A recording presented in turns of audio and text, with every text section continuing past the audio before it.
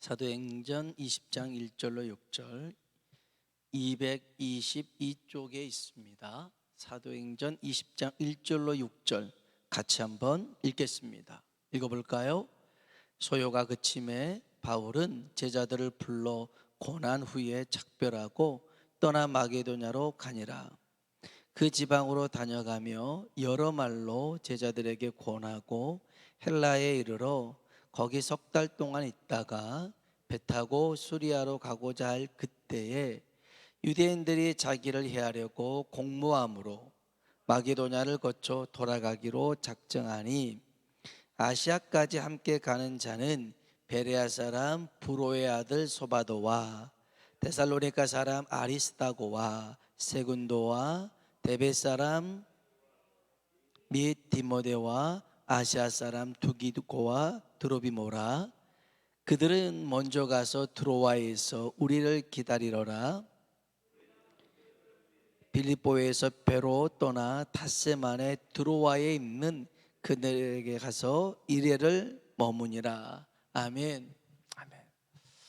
오늘 이 밤에도 하나님의 말씀이 우리 영혼 가운데 살아 역사하는 귀한 밤 되길 주의 이름으로 축복합니다. 그래서 우리의 병든 것, 약한 것, 또 우리에게 정말 필요한 것들이 이 시간 그 말씀을 통해서 치료되고 회복되고 건져지고 공급되어지는 귀한 시간 되길 축복합니다. 이 세상에서 가장 머리가 좋은 민족이 있다면 아마 유대인일 것입니다.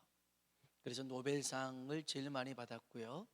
하여간 이 유대인들이 성경 다음으로 제일 많이 읽는 책이 탈무드라는 책인데요, 거기에 이런 얘기가 있습니다. 한 나라에 부자가 살고 있었습니다. 어느 날 왕이 화가 났어요. 그래서 이 부자를 궁궐로 오라고 부릅니다. 그런데 부자는 왕이 화가 나서 자기를 불렀다는 사실에 무서웠습니다. 그래서 친한 친구를 찾아가죠. 첫 번째 친구에게 나랑 같이 궁궐에 들어갈 수 있겠느냐 부탁을 했더니 이런 지하에 거절을 합니다. 시간 없어, 못 가겠는데 거절해 버립니다. 그래서 다음 두 번째 친구에게 부탁을 합니다. 나랑 같이 갈 수 있겠어? 그러니까 이 친구는 그래 가자. 그런데 난 궁궐 입구까지만 갈게, 그 이상은 안 돼 라고 거절을 합니다. 세 번째 친구를 찾아갑니다. 자네는 어떤가? 나랑 같이 저 궁궐에 같이 갈 수 있겠냐라고 물어보니 이 친구는 가지 뭐, 내가 가서 왕에게 네가 잘못이 없다라고 말해줄게, 이렇게 얘기하고 같이 갑니다. 이 이야기는요 비유입니다. 그래서 해석이 있겠죠. 해석은 이렇습니다. 왕이 불렀다라는 것은 죽음을 뜻합니다. 죽음입니다. 죽음이 가까이 왔을 때 첫 번째 친구는 돈입니다. 재물입니다. 죽음의 순간 아무리 많은 돈, 재물을 가지고 있어도 같이 갈 수는 없더라는 것입니다. 두 번째 친구는 친구와 친척입니다. 죽으면 무덤까지는 가잖아요. 무덤까지는 가지만 그 이상은 갈 수 없어요. 아무리 사랑하는 사람이라 할지라도 그 죽음의 자리까지 가지 더 이상 갈 수가 없는 게 가족, 친구, 친척이겠죠. 세 번째 친구는요, 그래 가지 뭐, 왕에게 네가 잘못이 없다고 말해줄게, 이렇게 말한 친구죠. 바로 선행, 이 땅에 사는 동안 어떻게 선한 일을 했는지, 또 사랑을 베풀었는지, 그리고 또 하나 중요한 것은 믿음입니다. 믿음. 우리가 하나님 앞에 서는 그것이 뭐냐면 우리의 믿음이 하나님 앞에 서게 하는 거죠. 예수님을 믿으면서 제게 가장 컸던 은혜는 하나님이 언제나 함께 하신다는 거였습니다. 하나님이 언제나 함께 하신다. 내가 잘할 때나 잘 못할 때나, 내가 실수해서 넘어질 때도 함께 하셨고, 내가 잘해서 뭔가 했을 때도 하나님은 함께 하셨더라는 겁니다. 어느 때는 내 자신에게 너무 실망을 합니다. 너무 부끄러울 때가 있습니다. 그런데 하나님은 나를 부끄러워하지 않으십니다.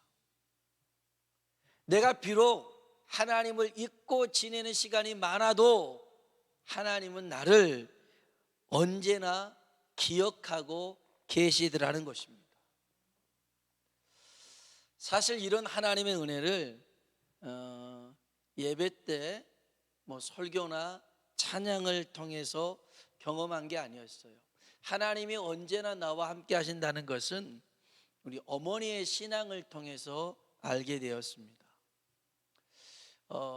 옛날 분들 다 그러셨겠죠. 우리 권사님들 다 그러셨겠지만, 우리 어머니도 결혼하고 난 다음에 아주 시집살이가 고됐습니다. 그래서 저희 형님을 음력 12월 15일 섣달 보름에 낳습니다. 그런데 딱 3일 만에, 우리 형님을 낳고 3일 만에 우리 할머니께서, 야, 우물에 가가지고 땡땡 얼었는데 물 길어다가 빨래해라, 그런 할머니 있었습니다. 되게 다 그렇게들 하셨겠죠. 아무튼 이 시집살이가 얼마나 대단했는지 모릅니다. 그것만 있는 게 아니었습니다. 저희 아버지는 정말 여러 세상의 은사가 있었죠. 술 잘 드셨습니다. 도박도 잘했습니다. 그리고 또 이 정말 찌질한 남자들이 어떤 남자들이냐면, 밖에서는 큰 소리 못하고 집에 와서는 큰 소리 치는 사람 있잖아요. 밖에서는 지어 터지고 안에서는 또 가족들 때리고, 근데 막 가정폭력도 했던 우리 아버지였습니다. 그걸 다 우리 어머님이 고스란히 다 견뎌내셨습니다. 그리고 우리 아버지가 저희 사남매를 별로 안 좋아하셨어요. 그래가지고는 툭하면 고아원에 집어넣어 막 그러는 거였습니다. 그런데 우리 어머니는 그러지 않았습니다. 다 이렇게 보듬어 안았습니다. 그러니 우리 사형제도 사남매도 어떻게 이 집이 아니라, 평안한 곳이 아니라 지옥이었죠. 어떻게 하면 탈출할 수 있을까, 이런 생각들을 가졌었습니다. 그런데 이러한 일들 속에서도 중요한 건 우리 어머니가 믿음으로 이걸 다 이겨내셨는데 단 한 사람도 포기하지 않았더라는 것입니다. 않았어요. 그 시집살이 시켰던 송향금 할머니, 이 할머니를 위해서 그렇게 기도하고 복음을 전해서 1989년 8월 달에 하나님 나라에 가게끔 그렇게 인도했습니다. 예수 믿고 천국 가셨습니다. 6개월 전입니다. 저희 아버지 김주배 아버님 1989년 2월 그 할머니보다 6개월 전에 돌아가셨는데 정말 마지막까지 속삭였습니다. 근데 마지막에는 회개하고 돌아와서 하나님 품에 안겼습니다. 저희 사남매 목사도 있지만 나이롱 집사도 있습니다. 그렇지만 다 믿음을 가지고 신앙생활을 하고 있습니다. 어떻게 가능했을까? 우리 어머니 윤칠월 권사님입니다. 윤칠월 권사님, 참 부끄럽고 창피한 일을 많이 겪었음에도 불구하고 우리 어머니는 가족을 생각할 때 한 번도 부끄럽게 생각하지 않았습니다. 늘 기도하고 또 늘 함께했고 늘 예수님을 믿어 구원받기를 소원하며 살았습니다.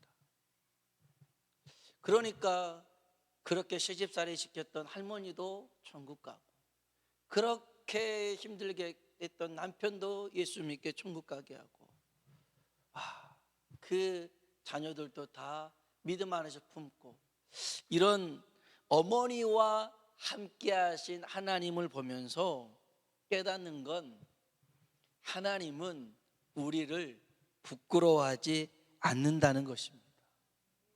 하나님이 우리를 부끄러워하지 않아요.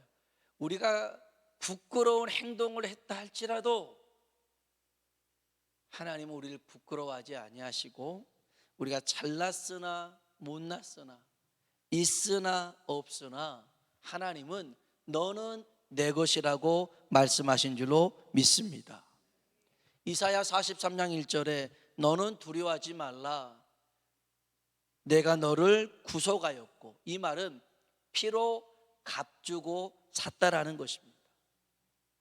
내가 너를 지명하여 불렀나니, 한번 따라합시다. 너는 내 것이라.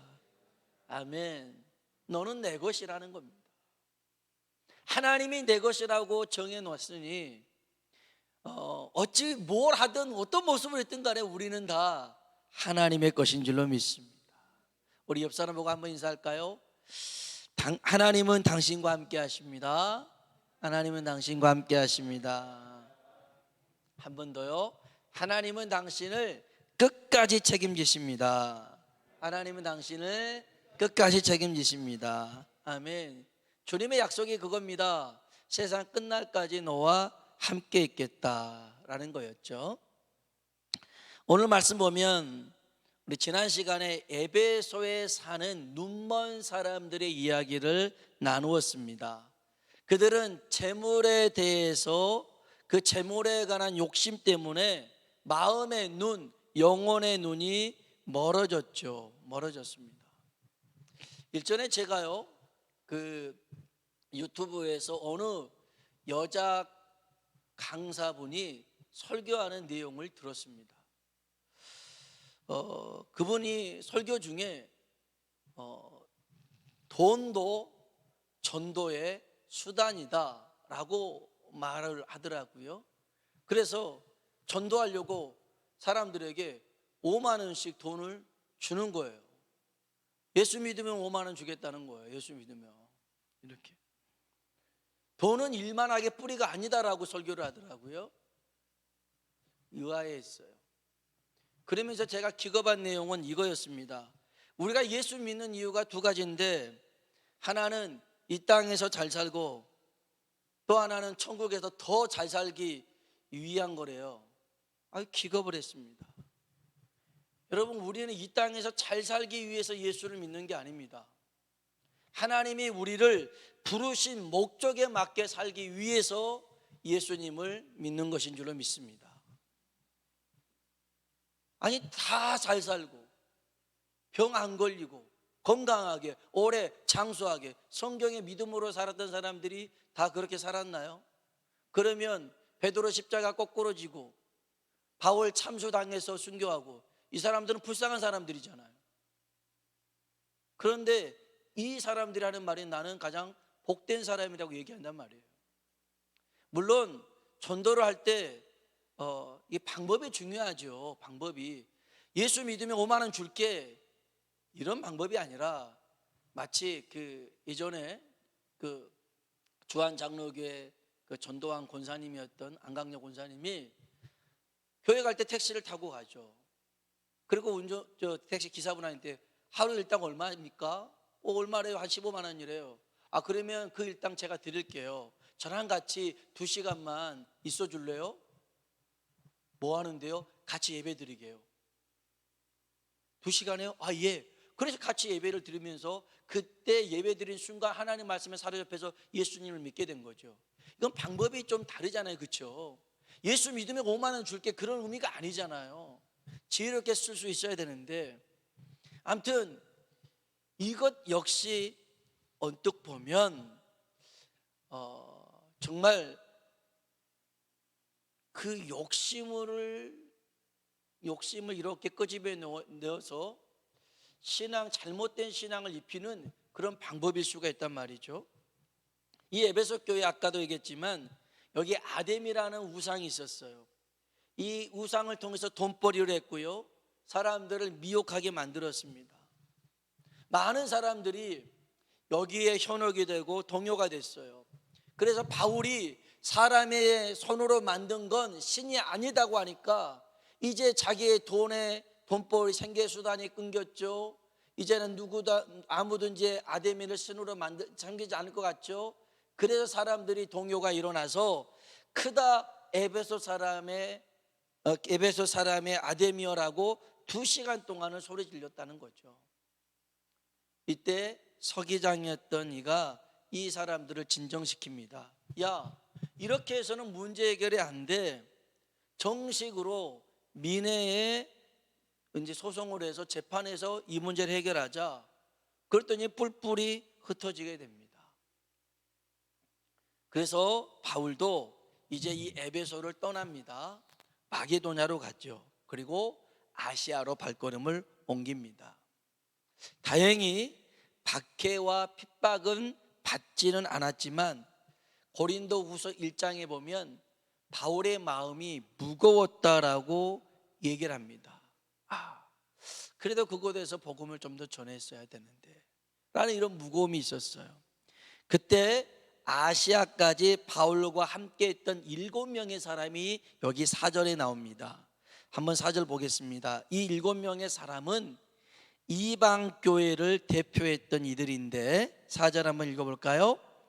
아시아까지 함께 가는 자는 베레아 사람 브로의 아들 소바도와 데살로니가 사람 아리스타고와 세군도와 더베 사람 가이오와 디모데와 두기고와 드로비모라. 아멘. 이 소바도는 베레아 사람입니다. 마게도냐를 교회를 섬겼고요. 아리스다고는 데살로니가 사람인데 이도 마게도냐 교회를 섬겼고요. 세군도도 데살로니가 사람으로 마게도냐 교회를 섬겼던 입니다.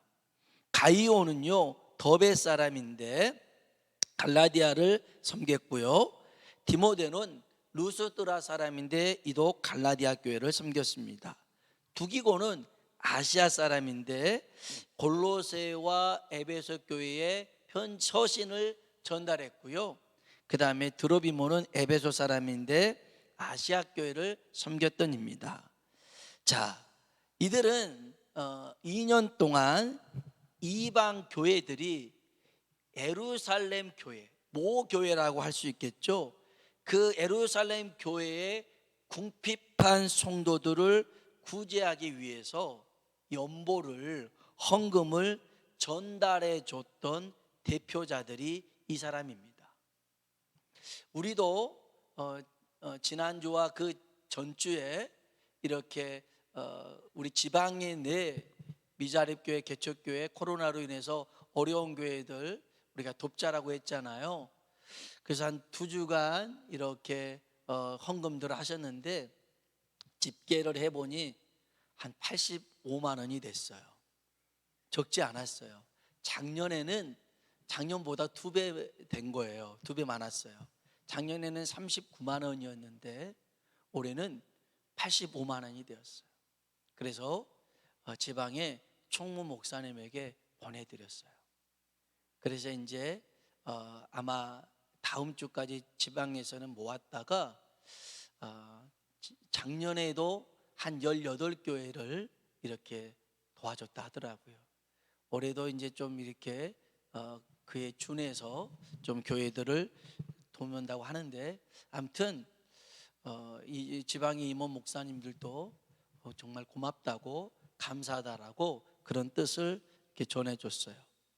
아무튼 이 바울이 이방 교회의 그런 헌금을 받아서 자기가 직접 예루살렘에 전달해 줄 수 있었지만 바울은 이런 대표자들을 세웠어요.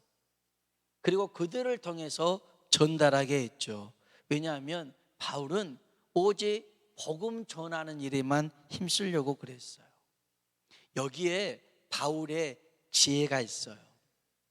많은 목회자가 넘어지는 것 중에 한 가지는 물질이거든요. 물질을 갖고 있다 보면 욕심이 생겨요. 욕심이 생겨요. 그래서 욕심이 생기다 보니 어느 순간에 정신이 혼미해지잖아요. 이게 하나님의 것인지 내 것인지 착각을 할 때가 있어요. 주머니에 분명히 넣어놨어요. 하나님 거라고. 근데 이쪽 오른쪽 주머니 것이 하나님 것인가 왼쪽 주머니 것이 하나님 것인가 틀림없이 알아요. 작은 게 자기 거라는 걸 아는데 큰 것을 갖고 싶은 거죠. 우리도 11조도 그렇게 할 때 있잖아요. 막 그렇게 착각하고 싶을 때가 있어요.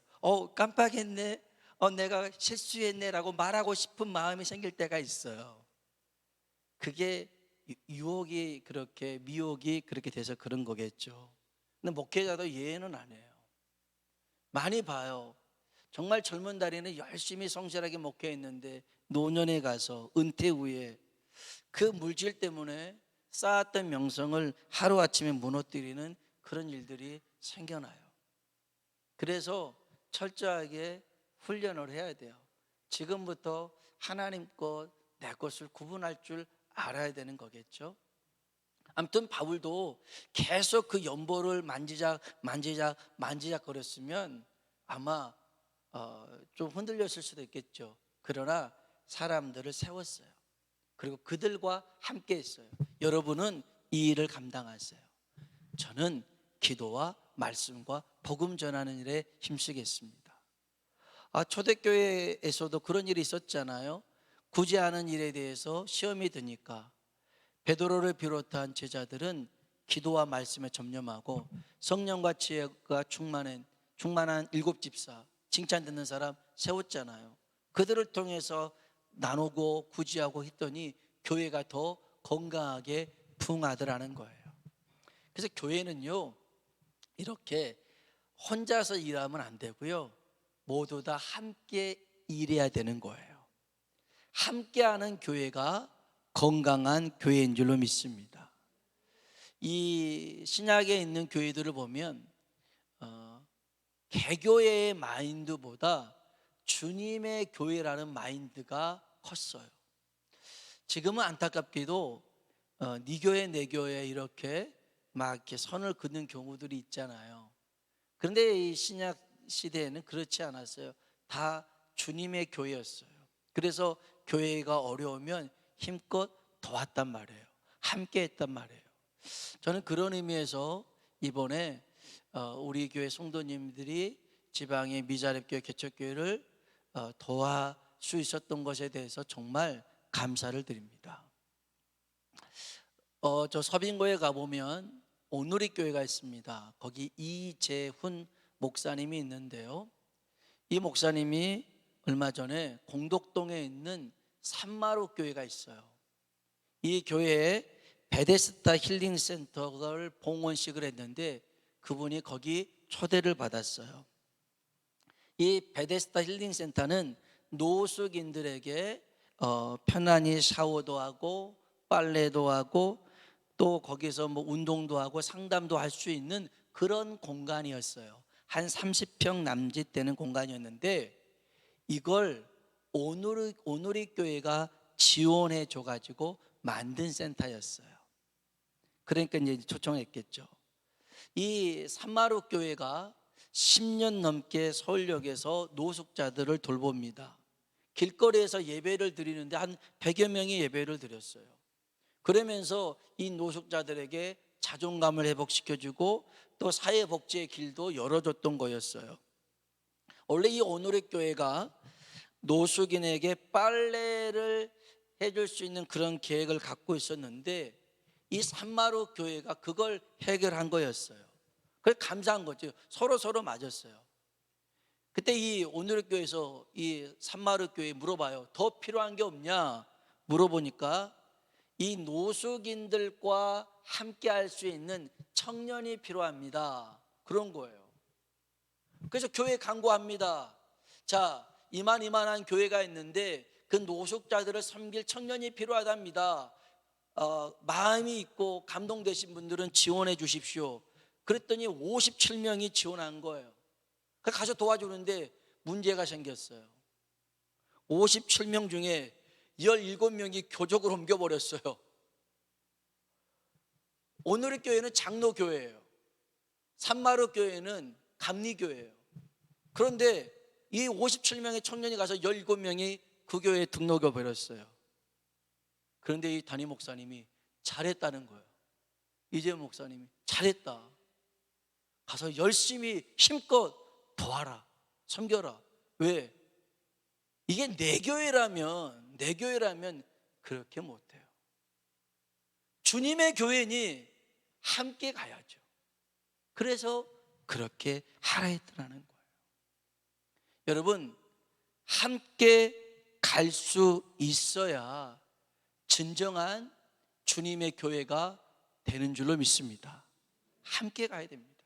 나 혼자 간다는 거, 뒤도 안 돌아보고 가는 것, 그거 건강하지 못합니다.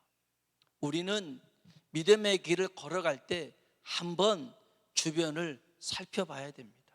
혹시 지쳐있는 사람, 쓰러져 있는 사람, 아파하는 사람, 다쳐있는 사람 있다면 손 내밀어서 선한 사마리아인처럼 도와서 같이 일으켜서 하나님 나라를 가야 될 줄로 믿습니다.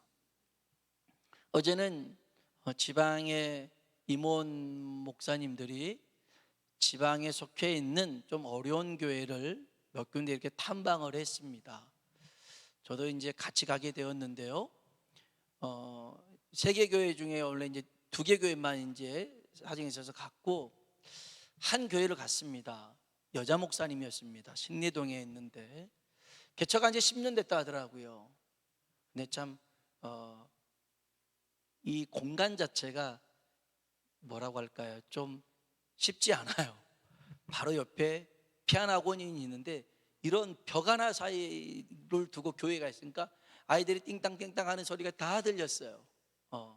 내 주일날은 이제 안 한다 하더라고요. 아무튼 그러면서 10년 동안을 아주 이 여자 목사님이 힘껏 감사하게 했어요. 그런데 올해 한 3, 4월 2달간을 슬럼프에 빠졌대요. 내가 이걸 계속, 이 목회를 계속 해야 되나? 돌아보니까 열매도 없는 것 같고 너무 힘들고 지치고, 내가 너의 한계가 여기까지인가? 라고 그만두고 싶었대요. 이 슬럼프가 2달 동안 왔으니 얼마나 힘들었겠어요. 원래 이분이 굉장히 사업도 하신 분이, 원래 이제 사업하시다가 뒤늦게 부름 받았는데 또 보험회사 거기 신우회도 인도하시고 막 그런 왕성하게 했던 분인데 슬럼프가 오니까 그냥 모든 걸 다 그만두고 싶었대요.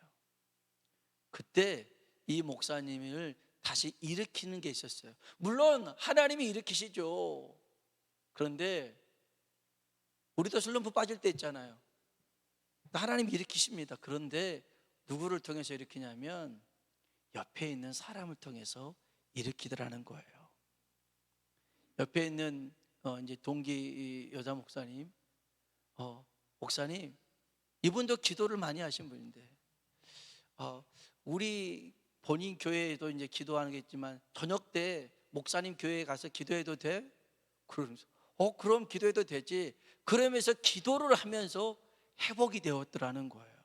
기도를 하면서. 그리고 같이 기도하면서 믿음의 교제를 나누면서 하나님이 하나하나씩 이렇게 세워주는데, 그래서 이 코로나 때 거기도 상가 건물이거든요. 월세를 내야 되는. 근데 그분이 하는 말이 월세가 문제가 아니라, 물질이 문제가 아니라 이 마음이 힘들어 버리니까 다 그만두고 싶다라는 것이죠. 근데 그 마음을 이렇게 기도하는 사람, 믿음의 동역자가 있어서 함께 일어설 수가 있었더라는 거예요. 오늘 저와 여러분이 이런 믿음의 동역자가 되길 주의 이름으로 축복합니다. 그래서 우리 교회도 마찬가지예요. 코로나로 인하여서 같이 예배 못 드리는 이들이 있잖아요. 짧게는 몇 달부터, 길게는 1년 넘을 동안 교회에 못 나오신 분들이 있어요. 물론 온라인으로 예배 드리기도 합니다. 그러나 그렇게 안 보이신 분이 있다면 잘 지내겠지 나 혼자도 바쁜데, 그러지 마시고요. 혼자 빨리 가려고 하지 마시고 주위를 한번 돌아보고 같이 믿음으로 권면하고 일으켜서 함께 이 신앙생활 잘 승리하며 걸어가는 우리가 되길 주의 이름으로 축복합니다. 그래서 이 아시아까지 함께 했던 이 사람들은요, 나중에 천국 가는 그날까지 동행했던 사람들이 됩니다. 오늘 저와 여러분이 이 순간에만 함께하는 사람이 아니라 하나님 앞에 서는 그날까지 믿음으로 함께할 수 있는 사람 되게 주님의 이름으로 축복합니다. 한번 옆 사람 보고 인사합시다. 당신과 함께하는 것이 내게 복입니다. 당신과 함께하는 것이 내게 복입니다. 아멘. 이렇게 말하려면 이분들을 위해서 기도해 주셔야 되는 거예요. 그죠? 말만 하면 안 돼요. 진짜 기도해 주고 주의 사랑을 가지고 관심을 가져주고 위로해 주고 격려해 주고 소망을 주길 주의 이름으로 축복합니다. 지난주에 저희 지방에 목사 안수식이 있었는데요, 격려사를 했던 저 동기 목사가 있어요. 격려사를 했는데 아주 큰 이슈가 됐대요. 격려사를 하는데 목사님들에게, 이제 목사 안수 받는 분들에게 격려사를 하는데 어떤 격려사를 해야지 하나님 이들에게 격려가 될까요? 했더니 하나님이 그래, 뭐니 해도 돈이 최고지 그러더라는 거예요. 그래갖고는 목사 안수 받는 분들한테 잠깐 나오세요. 격려금을 이렇게 10만 원씩 줬다라는 걸. 내 목사 안수 이렇게 하면서 격려사 하면서 그런 격려사는 들어보지를 못했는데, 그런데 거기 있는 사람이 박수를 치고 난리가 났더라는 거예요. 아, 참 그런 방법도 있구나라는 생각이 들었는데, 근데 나중에 그 권면이나 설교는 기억 안 나도요, 맞아, 어떤 목사님이 나한테 격려금 줬어, 그건 기억난단 말이죠. 선배 목사니까 후배 목사에게 그럴 수 있겠죠. 우리도 이처럼 서로에게 적은 것이라 할지라도 그 마음을 함께 안고 격려할 수 있는 우리가 되길 주의 이름으로 축복합니다. 같이 한번 기도할까요? 이 시간 기도할 때요, 하나님이 우리를 부르시는 것은 단순히 이 땅에서 주님과 함께 있고 천국 가자, 그런 의미만이 아닙니다. 때로는 내가 지치고 피곤하고 낙심될 때, 어느 때는 실수하고 넘어지고 내 자신이 부끄러워질 때, 그럴 때에도 하나님은 우리를 버리거나 떠나거나 부끄러워하지 않고 함께 하신다는 거죠. 이 은혜를 아는 사람은 이제 우리 주변을 돌아보아 이처럼 아파하고 힘들어하는 이가 있다면 주님 손 내밀어서 그들 일으켜 세우고 함께 안아서 하나님 나라 같이 동행하며 걷는 것, 이것이 하나님이 우리를 부르신 목적이고 줄로 묶어 놓으신 이유인 줄로 믿습니다. 우리 한번 기도할 때요, 하나님, 먼저는 나를 이렇게 사랑해 주시고 함께 해 주신 은혜 감사합니다. 이 사랑 받고 있으니 이 은혜 나누게 하여 주시옵소서. 특별히 내가 속해 있는 기관 있잖아요. 그 기관의 회원들을 위해서 이름이라도 한번 불러가면서, 이름이 생각 안 나면 그 사람 모습이라도 떠올리면서 하나님 축복해 주세요. 하나님 그와 함께 해주세요. 그의 믿음 흔들릴 수도 있지만 하나님 붙잡아 주셔서 낙오되지 않게 하시고 함께 믿음의 전진을 이루며 나아가는 하나님 사람 되게 해주세요. 한번 같이 우리 내가 속해 있는 그 회원들을 축복하며 기도했으면 좋겠습니다. 우리 같이 한번 기도하겠습니다.